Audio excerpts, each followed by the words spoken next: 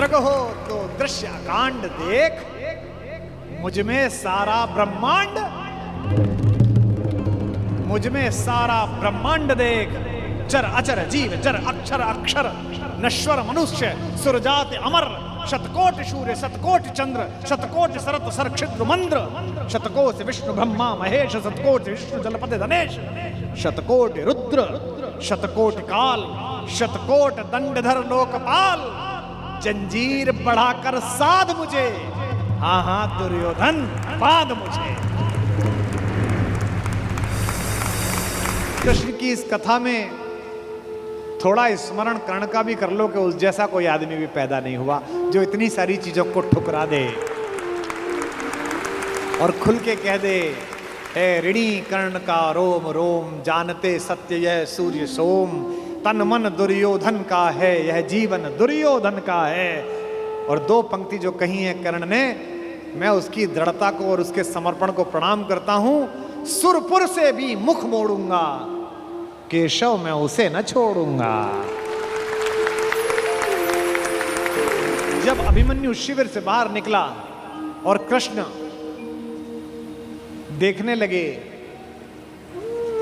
तो द्रौपदी ने कहा, मेरा बेटा जीवन की सबसे बड़ी लड़ाई लड़ने के लिए जा रहा है कान्हा, सबने उसको जीते रहो का आशीर्वाद दिया, तुमने नहीं दिया।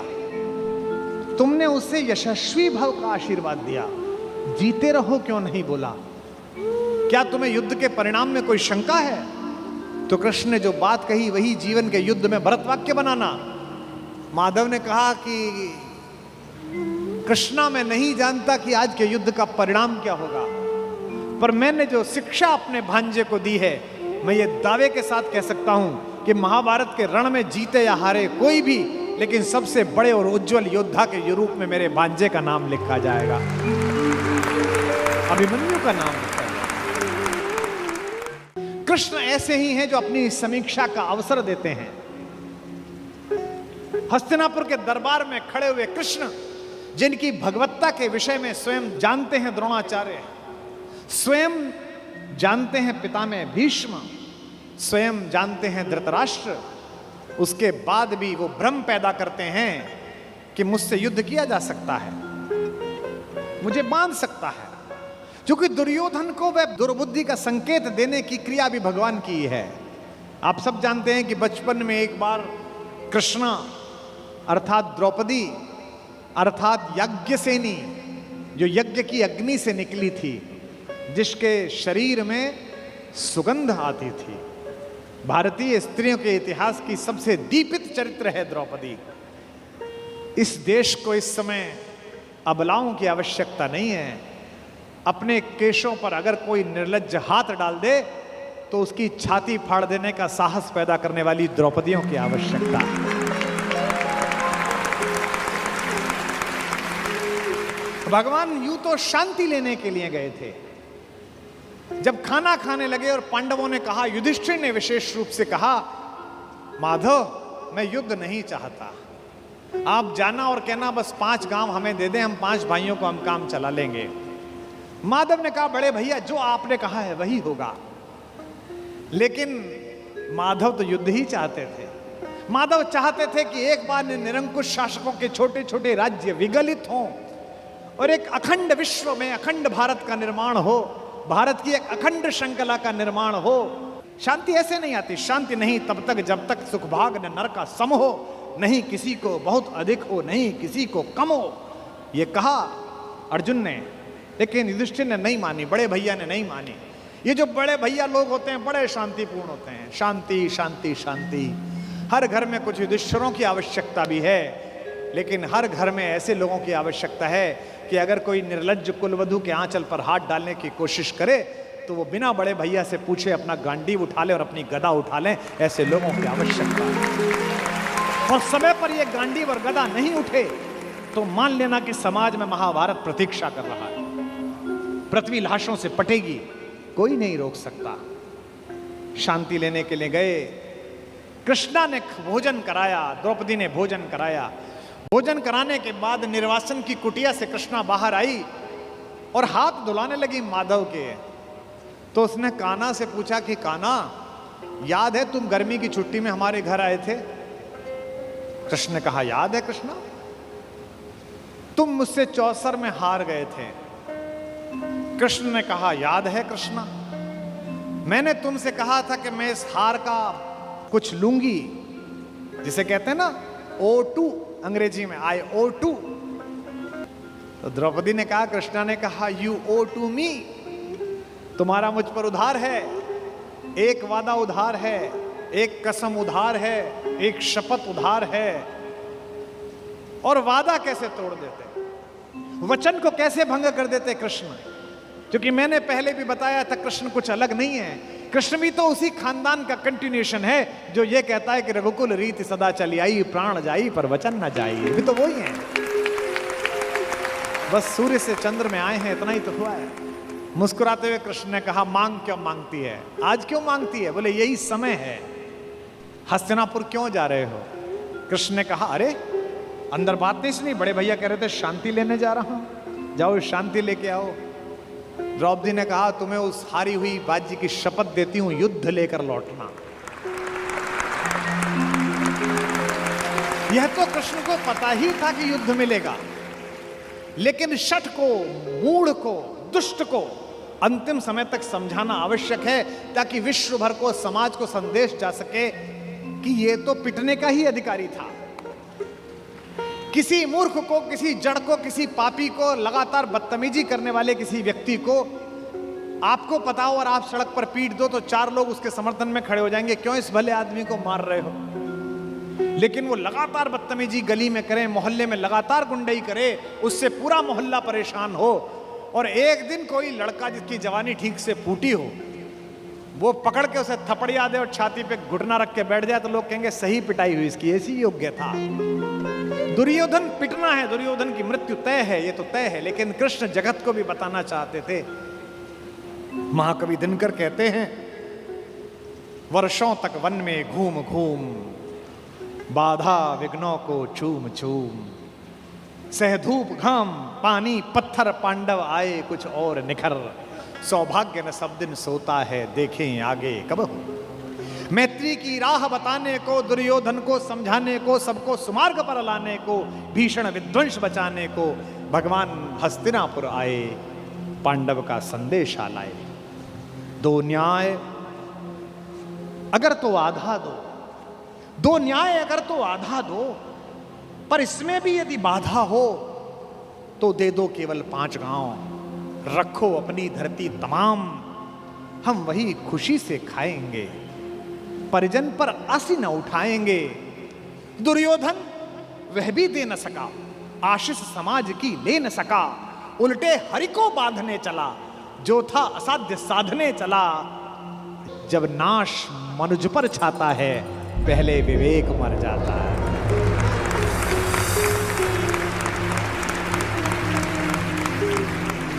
जब नाश मनुज पर छाता है, पहले विवेक मर जाता है। हरि ने भीषण हुंकार किया, अपना स्वरूप विस्तार किया, डगमग डगमग दिग्गज बोले, भगवान कुपित होकर बोले, जंजीर बढ़ाकर साध मुझे, हाँ हाँ दुर्योधन बांध मुझे। यह देख गगन मुझ में लय है, यह देख पवन मुझ में लय है, मुझ में विलीन झंकार सकल, मुझ में लय है संसार सकल। अमृत फूलता है मुझ में, संघार झूलता है मुझ में, उदयाचल मेरा दीप्त भाल, भूमंडल वक्षस्थल विशाल, भुज पर बंद को घेरे हैं, मैनाक मेरु पग मेरे हैं, दीप्ते जो ग्रह नक्षत्र निखर, सब हैं मेरे मुख के अंदर।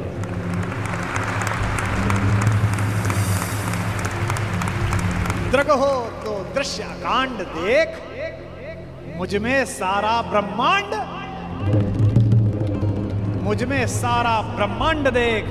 चर अचर जीव, जर अक्षर अक्षर, नश्वर मनुष्य, सुरजात अमर, शतकोटि सूर्य, शतकोटि चंद्र, शतकोटि सरत सरक्षिद्र मंद्र, शतकोटि विष्णु ब्रह्मा महेश, शतकोटि विष्णु जलपति धनेश, शतकोटि रुद्र, शतकोटि काल, शतकोटि दंडधर लोकपाल, जंजीर बढ़ाकर साध मुझे, हाँ हाँ दुर्योधन, बांध मुझे।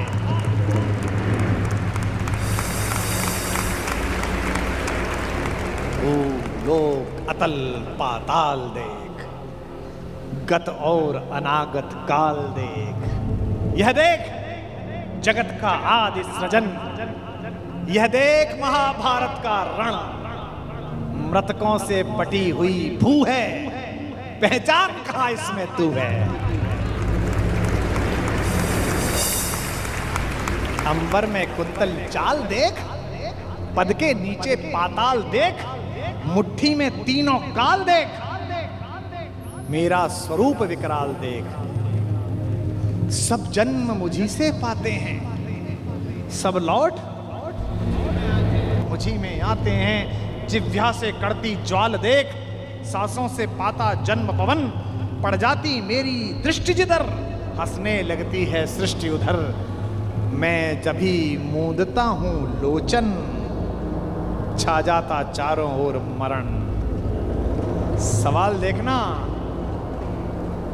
बांधने मुझे तो आया है, जंजीर बड़ी क्या लाया है।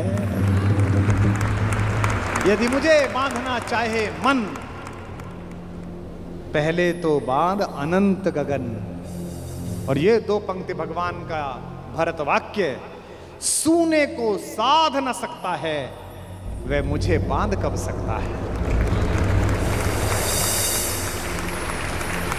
यह जो उद्घोष है, कहां बंधा कन्हैया, ये कौन कह रहा है इतना बड़ा दृश्य दिखाकर, जिसमें पिता में भीष्म जैसा ज्ञानी भी मूर्छित हो गया। केवल एक बचा देखने वाला, केवल एक ने देखा। किसने? विदुर ने। धृतराष्ट्र तो मन की आंखों से महसूस कर रहे होंगे, पर विदुर ने वो साक्षात दृश्य देखा जिसके घर का साग खाकर गए। ये जो कन्हैया है, जो दुर्योधन को देखने का अवसर भी नहीं देता, जो कहता है कि अगर विश्व को साध सकता है, शून्य को साध सकता है, तो मुझे बांधना। यही कन्हैया यशोदा के आंगन में, यमलार्जुन के बीच में रस्सी से बंधा हुआ एक पहर तक रोता रहता है, मैया अब खाली कर दे, अब छोड़ दे, अब नहीं चुराऊंगा। बड़ा हो तो ऐसा और छोटा हो तो ऐसा, इसी का नाम कन्हैया है। अर्जुन के जीतने में एक ही रोड़ा है, एक ही व्यक्ति है जिससे माधव को भी लगता है कि ये शक्तिशाली रहा तो मेरा दोस्त, मेरा भाई युद्ध हार सकता है। भगवान ने उसे कितने प्रेम से टैकल किया है। राजनेताओं को सीखना चाहिए, कृष्ण से कूटनीति सीखनी चाहिए। जब संधि फेल हो गई और युद्ध लेकर माधव लौटे, तो विदुर के घर पर सुबह ही सुबह कुछ मेहमान आए, कृष्ण से मिलने आए। हम भी कहीं ठहरते हैं तो नगर के लोग मिलने आ जाते हैं, महत्वपूर्ण लोग मिलने आते हैं कि कुमार विश्वास है, तो हम सब कवियों से मिलने लोग आते हैं।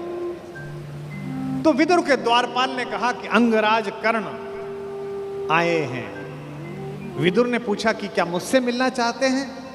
उनसे कहिए राज्यसभा में मिले, अब मैं अपने अतिथि के साथ व्यस्त हूं। और अतिथि भी कौन? माखन चोर।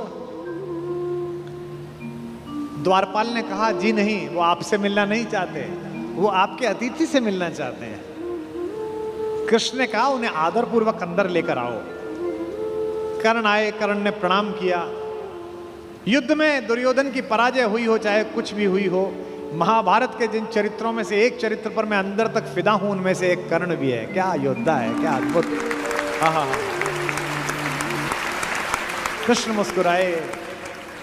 कर्ण के चेहरे पर दुख और पश्चाताप का भाव था। कर्ण ने हाथ जोड़कर कहा, माधव, मैं कल राज्यसभा में आपके साथ हुई बदतमीजी के लिए अपने मित्र दुर्योधन की ओर से आपसे क्षमा मांगने आया हूं। भगवान ने कहा, ईश्वर तुम जैसा मित्र सबको दे, जो इतने बड़े अपराध के बाद भी क्षमा मांगने के लिए आ जाता है। ऐसा मित्र सबको मिले। कर्ण ने कहा कि अगर आप मुझे थोड़ा सा भी माधव प्रेम करते हैं तो मेरे मित्र को क्षमा कर दीजिए। उसने गलती की, उसे दूत के साथ ये व्यवहार नहीं करना चाहिए था, और आप जैसे दूत के साथ तो सोचना भी नहीं चाहिए था। भगवान ने कहा मैं उसे माफ कर दूंगा, लेकिन एक शर्त है कर्ण। अंगराज ने कहा कि इसी क्षण मैं आपको अंग प्रदेश का राज्य दे देता हूं, मेरा शरीर ले लीजिए पर मेरे मित्र को माफ कर दीजिए। कृष्ण ने कहा, शरीर देने की इतनी उतावली में मत आओ अंगराज, समय तय हो चुका है, सबको देना पड़ेगा, तुमको भी देना पड़ेगा, पक्का तय हो। कर सकते हो तो इतना करो, अब मैं वापस पांडवों के पास जा रहा हूं, हस्तिनापुर की सीमा तक मुझे छोड़ के आओ। उसने कहा, इससे बड़ा सौभाग्य क्या होगा कि मैं आपको छोड़ने चलूं? आइए मेरे रथ में बैठिए। कृष्ण ने कहा कि ठीक है, मैं तुम्हारे रथ में बैठ जाता हूं। आपकी कार में कोई बहुत बड़ा आदमी बैठने लगे तो कभी भी ड्राइवर से गाड़ी मत चलवाना। ड्राइवर से कहना, तू नीचे उतर, सवार बहुत बड़ा है, अब ड्राइव मैं करूंगा, गाड़ी खुद चलाना सदा। कर्ण ने अपने चालक से कहा कि नीचे उतर, इस रथ पर त्रैलोक्य का स्वामी बैठने वाला है, ड्राइव मैं करूंगा। और कर्ण तो ड्राइवर का ही लड़का है, सूत पुत्र है, उसको तो आता ही है रथ चलाना, और रथ चालक का बेटा है। कर्ण रथ चलाने लगा, भगवान पीछे से उतरकर कर्ण के पास आकर बैठ गए और थोड़ी देर बाद उसका रथ छोड़कर उसे अपने रथ पर बिठा लिया, वहां भी वही रथ चलाने लगा।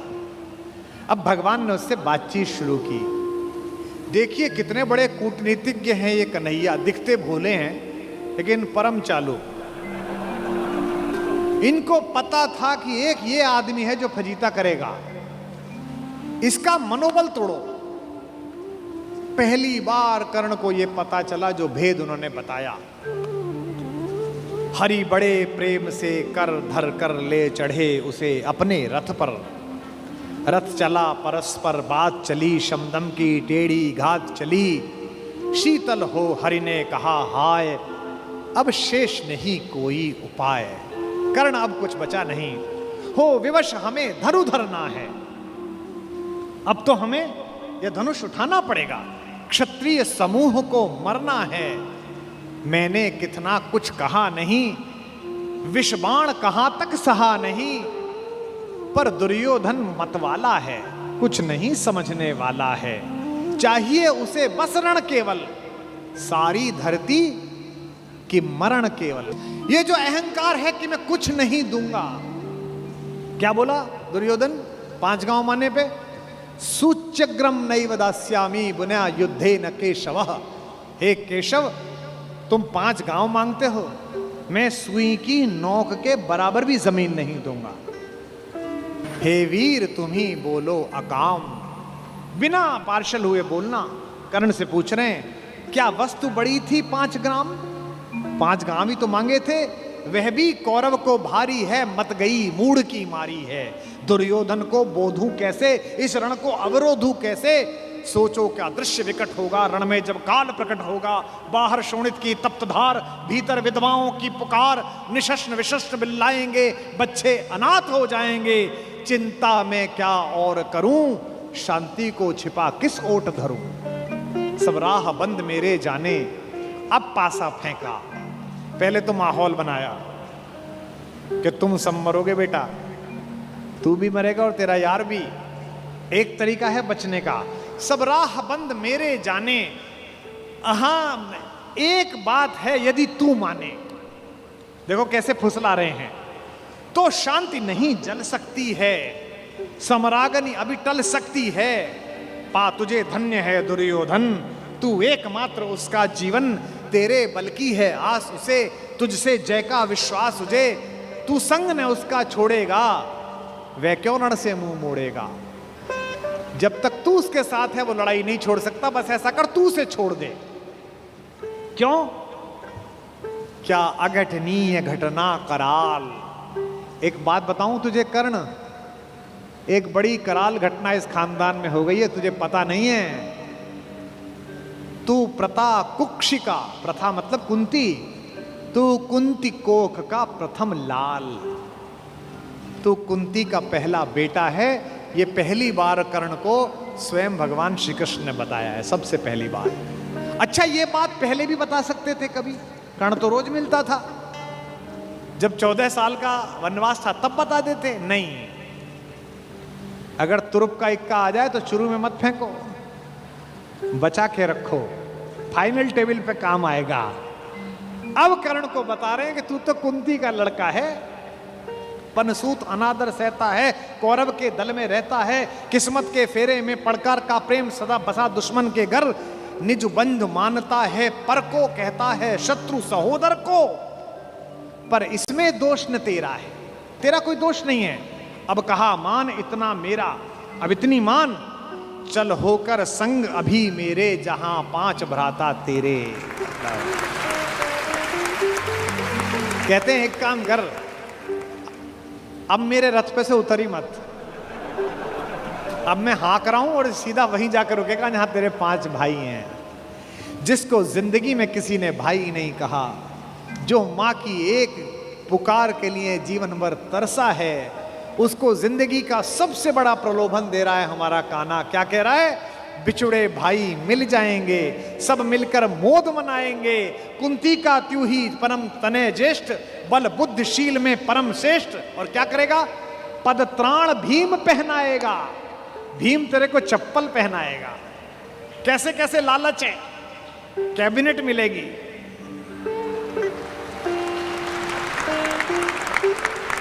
और उसमें भी कोई छोटा मोटा मिनिस्टर नहीं, सीधा ही प्राइम मिनिस्टर। पद त्राण भीम पहनाएगा, हैं? धर्मादिप युधिष्ठिर चमर डुलाएगा। तेरे दरबार के बाहर कौन खड़े होंगे? पहरे पर पार्थ प्रवर होंगे। जो तेरा दुश्मन है, तेरा छोटा भाई अर्जुन, ये तो तेरा एनएसजी कमांडो बनेगा। पहरे पर पार्थ प्रहर होंगे, सहदेव नकुल अनुचर होंगे, सब लोग तुझे पहचानेंगे, असली स्वरूप को जानेंगे। खोई मणि को जब पाएगी, आखिरी दाव जो मारा है, खोई मणि को जब पाएगी, कुंती फूली न समाएगी। क्या लालच है, क्या लालच है। आहा हा हा। कुरुराज स्वयं झुक जाएगा, संसार बड़े सुख में होगा, कोई न कहीं दुख में होगा। सब गीत खुशी के गाएंगे, तेरा सौभाग्य मनाएंगे। और आखिरी में ऐसी बात कहता है, और कौन दुनिया को जो देता है वो भीख मांग रहा है। मेरे कन्हैया को पृथ्वी की आग टालने के लिए भीख मांगनी पड़ी। कुरुराज समर्पण करता हूं, पूरा राज्य कुरुराज समर्पण करता हूं, साम्राज्य समर्पण करता हूं, यश मुकुट मान सिंहासन ले, बस एक भीख मुझको दे दे। कौरव का तज रण शोक सखे, भूखा भावी हर शोक सखे। ये तो कन्हैया हैं जो इतनी स्ट्रेटेजी अपनाते हैं। किस लिए? देखो, ये बड़ा गहरा गणित है, इसको समझो। इस दाव को चलने में कृष्ण का कोई नुकसान नहीं है। अगर कर्ण इधर आ जाता तो महाभारत समाप्त हो जाती। और एक ऐसा योद्धा जो सुबह दोपहर शाम इसी बात की कसम खाता था कि अर्जुन को मारना है, इन पांडवों को मारना है, इसके कलेजे में ये बात डाल दो कि ये तेरे भाई हैं, तो जब युद्ध लड़ेगा तो थोड़ा तो हाथ कांपेगा, थोड़ा तो दिल के अंदर कुछ दुख दुख पैदा होगी। शत्रु की मानसिकता को कमजोर करना, शत्रु की मानसिकता पर प्रहार करना, यह काम है। लेकिन कृष्ण की इस कथा में थोड़ा स्मरण कर्ण का भी कर लो कि उस जैसा कोई आदमी भी पैदा नहीं हुआ जो इतनी सारी चीजों को ठुकरा दे और खुल के कह दे, हे ऋणी कर्ण का रोम रोम, जानते सत्य यह सूर्य सोम, तन मन दुर्योधन का है, यह जीवन दुर्योधन का है। और 2 पंक्ति जो कही है कर्ण ने, मैं उसकी दृढ़ता को और उसके समर्पण को प्रणाम करता हूं। सुरपुर से भी मुख मोड़ूंगा, केशव मैं उसे न छोड़ूंगा।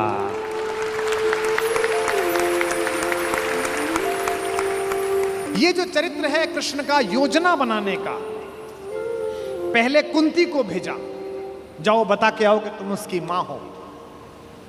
मां ने कहा कि तू वापस आ जा। तो उसने एक वरदान दिया मां को। मां ने कहा, अभिलाष लिए तो बहुत बड़ी आई थी, पर आस नहीं अपने बल्कि लाई थी। था एक भरोसा यही कि तू दानी है, अपनी अमोघ करुणा का बड़ा अभिमानी है। उसने भी कहा, मां मैं तुझे वचन देता हूं कि तेरे 5 बेटे जीवित रहेंगे।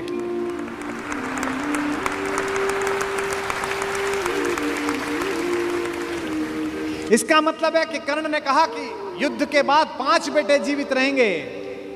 अर्जुन के अलावा किसी पर हथियार नहीं उठाऊंगा। अर्जुन मिलेगा तो छोड़ूंगा नहीं। अर्जुन मर गया तो युद्ध समाप्त करवा दूंगा, तब भी तेरे 5 बेटे जिंदा रहेंगे। खुलकर कहूंगा ये मेरी मां है।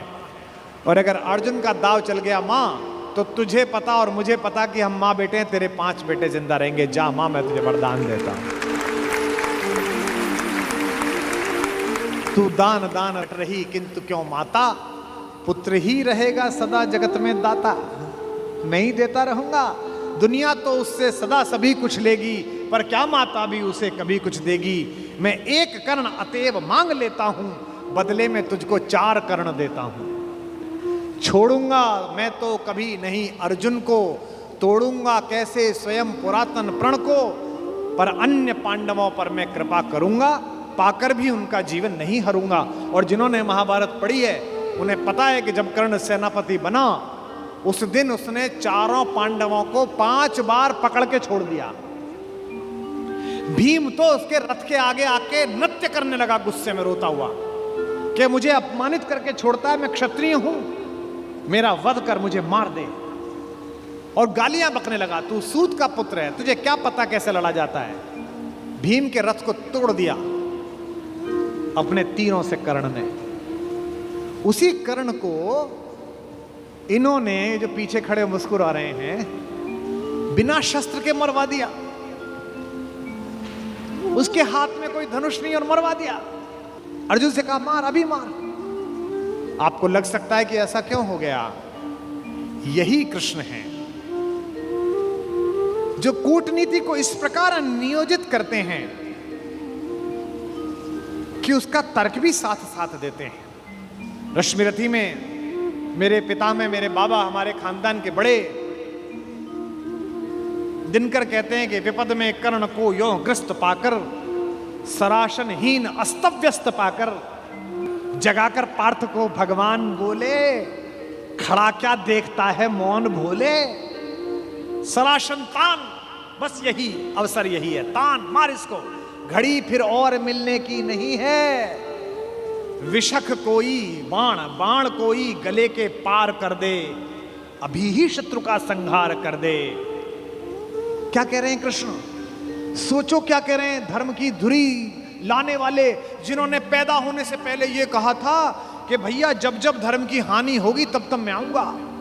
यदा यदा ही धर्मस्य ग्लानिर्भवति भारत अभ्युत्थानम अधर्मस्य तदात्मानम सृजाम्य। हम धर्म की स्थापना के लिए आए हैं और निहत्ते को कह रहे हैं मार मार मार। ये क्या है, ये अधर्म है कि धर्म है।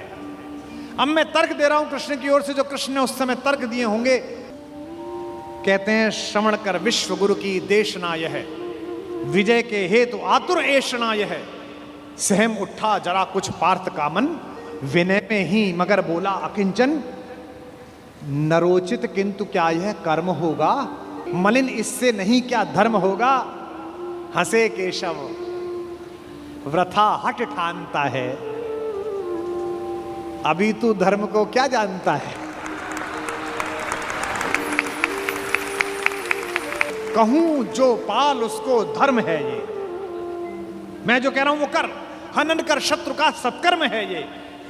क्रिया को छोड़ चिंतन में फंसेगा, उलटकर काल तुझको ही घसेगा। ये जो हमको सिखाते हैं कि हम दूसरे की सीमाओं का अतिक्रमण करके घर में जाके ना मार के आए, इनको पूछो कि जिस समय हिंदुस्तान के चौराहों पर बम फटते थे, इनको पूछो कि जम्मू कश्मीर में जाते हुए हमारे सीआरपीएफ के जवानों के मुंह पर मतदान के समय जाते हुए ये लफंगे चांटे मारते थे। इनको पूछो कि पड़ोसी के भीख मिले हथियारों से हिंदुस्तान की मां बेटियों को आतंकित करने वाले और केसर की क्यारी में बारूद भरने वालों को सीमा के अंदर पार घुस के मारा जाए कि ना मारा जाए। देश का एक एक बच्चा कहेगा कि मारा जाए।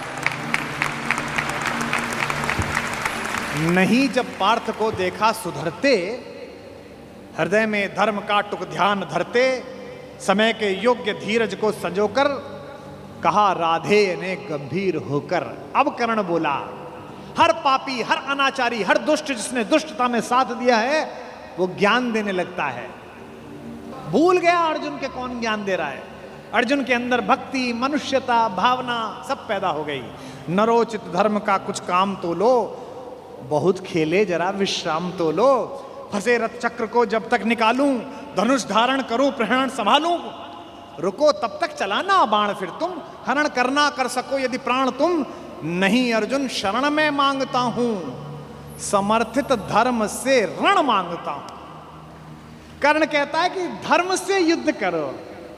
कृष्ण मुस्कुराए कि बेटा अब फंसा के, अब मैं तुझे धर्म समझाता हूं, है ना। उपस्थित देख हो न्यायार्थ हरि को, निहारा पार्थ ने हो खिन्न हरि को। अर्जुन का तो सॉफ्टवेयर हैंग हो गया। इसे मारूं कि ये जो कह रहा है धर्म वो पालूं। और जब सॉफ्टवेयर हैंग हो जाए तो क्या करना चाहिए? जब तुझसे ना सुलझे तेरे उलझे हुए धंधे, भगवान के इंसाफ पर सब छोड़ दे बंदे।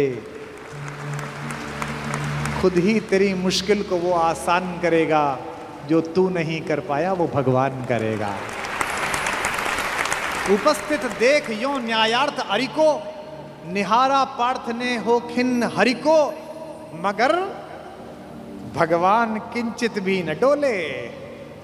अभी तक तो हंस रहे थे, मुस्कुरा रहे थे, करते मार।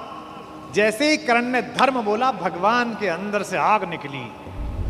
कुपित हो वज्र सी यह बात बोले, प्रलापी ओ उजागर धर्म वाले, बड़ी निष्ठा बड़े सत्कर्म वाले। मरा अन्याय से अभिमन्यु जिस दिन, कहां पर सो रहा था धर्म उस दिन।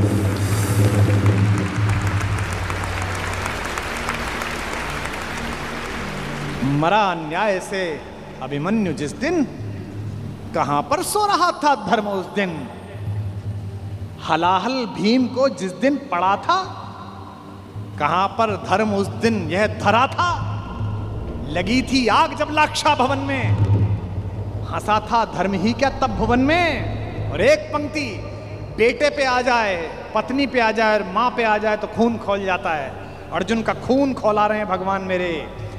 सभा में द्रौपदी की खींच लाके, सुयोधन की उसे दासी बताकर, सुवामा जाति को आदर दिया जो, बहुत सत्कार तुम सबने किया जो। नहीं वह और कुछ सत्कर्म ही था, उजागर शील भूषित धर्म ही था।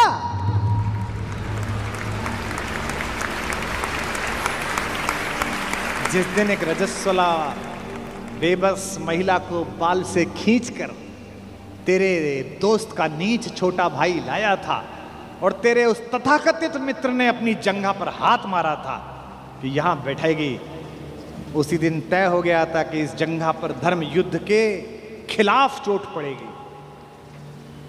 जो युद्ध जानते हैं वो सब जानते हैं। जुए में हार कर धन धाम जिस दिन, हुए पांडव यति नष्काम जिस दिन।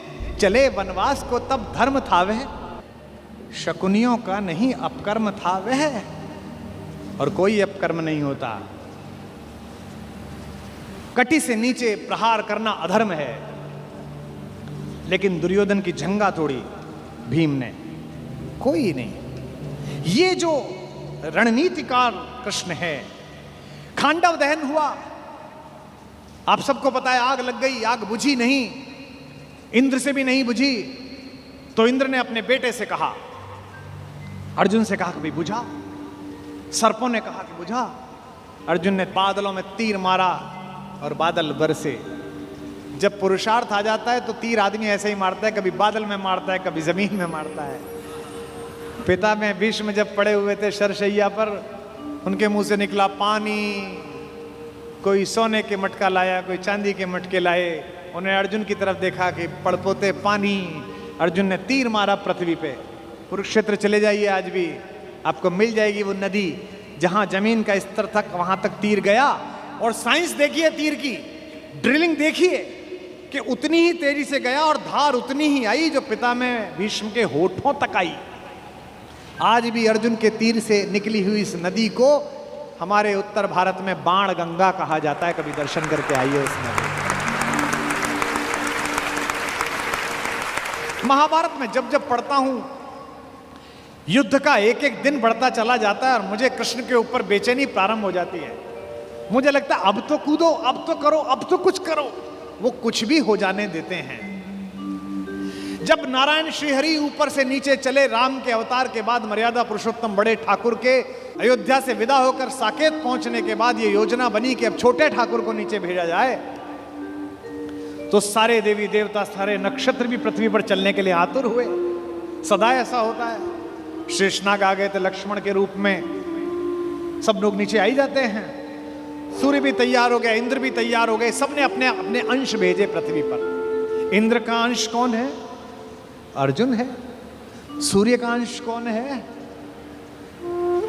कर्ण है। एक देवता ऐसा था जिसने कहा जी मैं तो जा नहीं रहा, तो भगवान ने कहा अपने लड़के को भेज दे। उसने कहा मेरे को तो अपने लड़के से बहुत प्यार है, मैं तो भेजूंगा नहीं, और मैं इतने दिन दूर कैसे रहूंगा, मेरा बेटा तो इतना सुंदर है। वो देवता था चंद्रमा। इस चंद्रमा को शुरू से ही शिकायत रहती है। अच्छा, भगवान का तो वंश था। भगवान ने कहा कि अजीब आदमी है तू, हमारे ही घर के लोग नहीं जाएंगे तो दुनिया क्या कहेगी।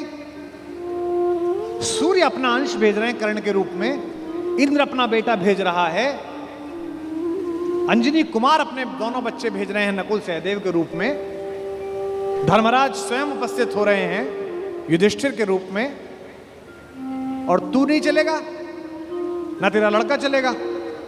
उसने कहा कि कन्हैया एक काम कर लो, लड़का ले जाओ मेरा, दो शर्तें हैं, एक तो लड़का आपके पास रहेगा, और बोले एक ये 16 साल का हो जाए तो इसे वापस भेजना पड़ेगा तुरंत। चंद्रमा का वो पुत्र क्या बन के आया? कृष्ण का प्राणों से प्रिय भांजा अभिमन्यु बनकर उपस्थित हुआ। चंद्रमा के पुत्र के रूप में जन्म लिया। और भगवान का अगर कोई योग्यतम शिष्य है जिसने भगवान से शस्त्र विद्या सीखी है, वो अर्जुन का बेटा अभिमन्यु है। अपने पिता की तेजस्विता से भी वो आगे है। इस समय दुनिया की आईवीएफ लैब्स ये बता रही हैं कि प्रसव के काल में जो कुछ सुना पढ़ा गया है उसका बच्चे पर असर पड़ता है।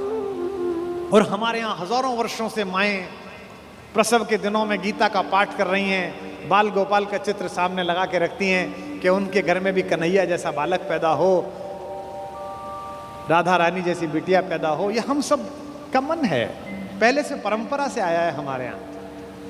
तो चंद्रमा ने अपने पुत्र को अभिमन्यु बनाकर भेजा। एक दिन ऐसा आया महाभारत के युद्ध में, जब योजना पूर्वक कुरुक्षेत्र के मैदान से खींचकर अर्जुन को अलवर की तरफ ले जाया गया,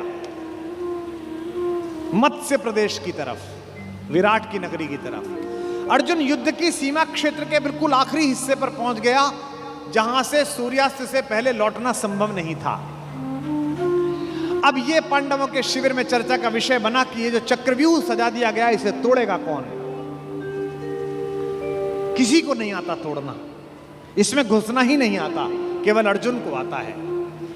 तब अभिमन्यु ने कहा कि ताऊ जी मुझे इसमें घुसना आता है, क्योंकि जब पिताजी मां को ये बात सिखा रहे थे तो मैं गर्भ में था और मैंने ये विद्या सीखी थी। तो बोले बेटा बहुत अच्छा है, फिर निकलना भी आता होगा? बोले नहीं, जब तक उन्होंने इससे बाहर आने का मार्ग बताया तोड़ने का, तब तक मां सो गई, तो मैं बाहर निकलने का नहीं सीख पाया। सारे चाचाओं ने और ताऊओं ने कहा कोई बात नहीं बेटे, तू तोड़ दे, निकाल तो हम लेंगे।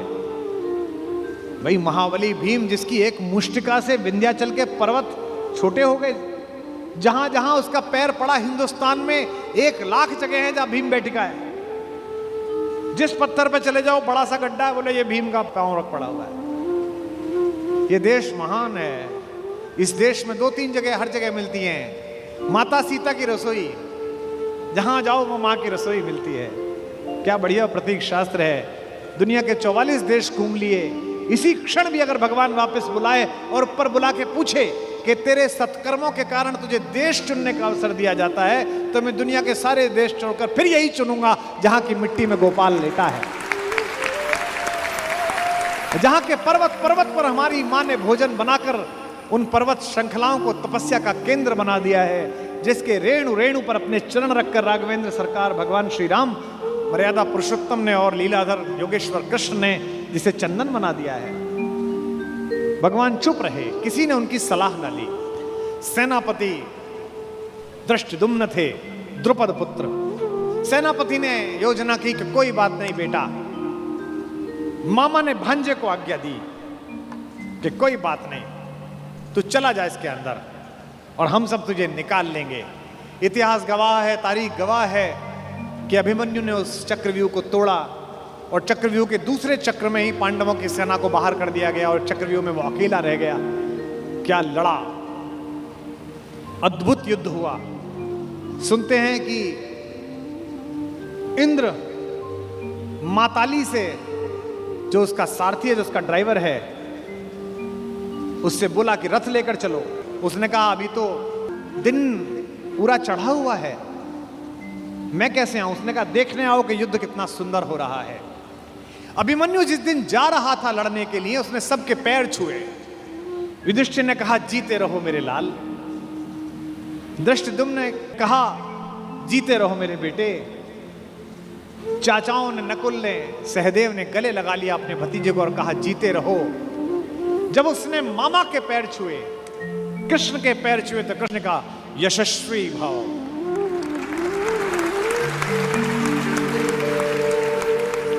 जब अभिमन्यु शिविर से बाहर निकला और कृष्ण